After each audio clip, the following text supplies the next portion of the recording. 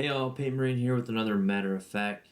Today will be Harlequins version 1.0. So this is the first FAQ since the new Harlequins Codex dropped last week, I believe it was. It came out officially because usually it's Codex and then the FAQ Errata. So let's jump right into this. There is not a lot here really. It's pretty short, and in fact, it's only FAQs, no erratas right now at this time. So, yeah, let's see what these questions are. Alright, the first question. How does the Riddlesmask mask form interact with abilities that generate additional attacks or score additional hits? Answer, if a unit has an ability that generates extra attacks on a roll. Let me put it back out. There we go. Alright, so answer is, if a unit has the ability that generates extra attacks on a roll that exactly matches the result of the Riddlesmask roll, the extra attack is generated. Note that the original attack still misses, and if the hit roll for the extra attack also matches the result of the Riddlesmask roll, it also misses. Likewise, if a weapon has an ability that scores additional hits on a roll that exactly matches the result of a Riddlesmask roll, it would score those additional hits, but they'd all miss.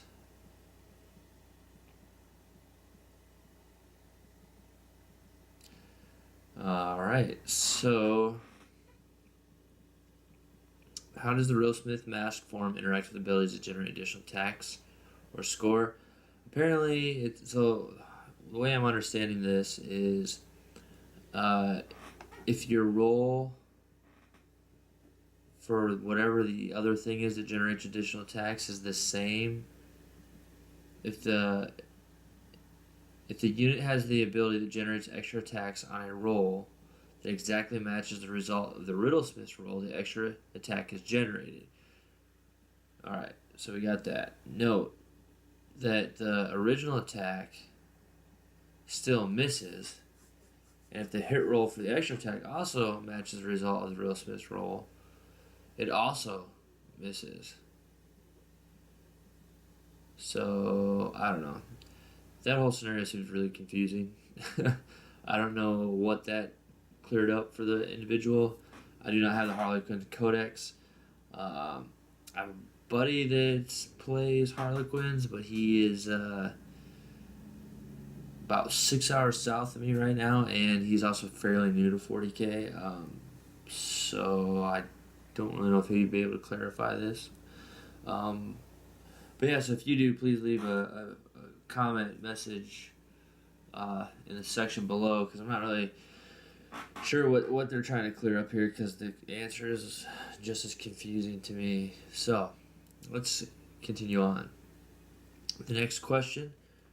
If a unit falls back with the intention of embarking at the end of their move, can the... I'm not sure that word. Is either Seagark or Kgark? I don't know. Cegorach. Something arc. Sergark? I don't know. That jest stratagem be used against the unit after it has moved within range of the transport, but before it embarks. And the answer is yes. So whatever that stratagem does, you can use it if a unit is falling back with the intention of embarking at the end of their move.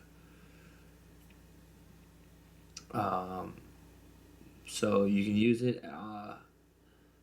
It can be used against that unit after it has moved within range of the transport, but before it embarks.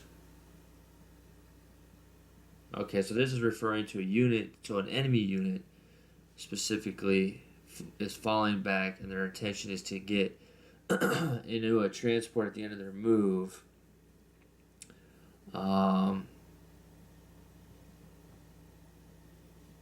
I guess you can use that stratagem once they're within range of their transport, but before they get on board. Alright, so if an example made stratagem is used on a Shadow Seer Does it work for the hallucinogen grenade launcher? The answer is yes. Question: when a Saurian Spite Warlord uses Sky Strider Warlord trait to disembark after their transport moves, can the Warlord then move normally as well? Answer is yes. And finally, if a Saurian Spite Warlord's transport is moved in the Psychic phase as a result of the Twilight Pathways psychic power, can the Warlord use the Sky Rider Warlord trait to disembark after the move? And the answer is no. So we have two questions here that is relating to the Saurian Spite Warlord. And one, the one was if they use the Sky Strider Warlord trait to disembark after the transport moves. So normally you have to disembark at the beginning of the movement phase and then move. So disembark 3 inches and then move your normal, and then the transport moves. There is no more like last editions and other editions. You could either get out before and then you would move 6 inches, but and then the transport would move, and you can only move a certain amount of distance and get out, or you would move and then you could get out. So anyway, it looks like this kind of allows you to get in or to get out after you move, but not if you use the Twilight Pathways. So that kind of deep strike kind of special or psychic power that they have. So that, I guess, is because I'm not really sure why. I was trying to give a logical because technically then there's no more movement phase, you've ended it, and why that's technically kind of true. I think it's just because of the way the Twilight Pathways works and the way the deep strike thing is once you come in 9 inches away from an enemy, that's the end of what it can do. And so it'd be a loophole which some people may have used this week before this FAQ came out, but now officially you cannot use the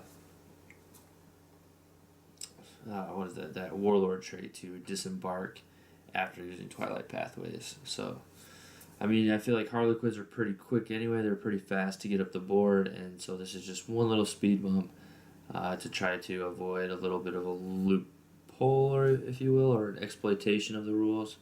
But yeah, so alright, well, that is it for this matter of fact. I'm looking forward to, I think this coming week we'll be seeing the Imperial Knights FAQ errata coming out, since that codex just came out. So yeah, looking forward to go over there as well. So until next time.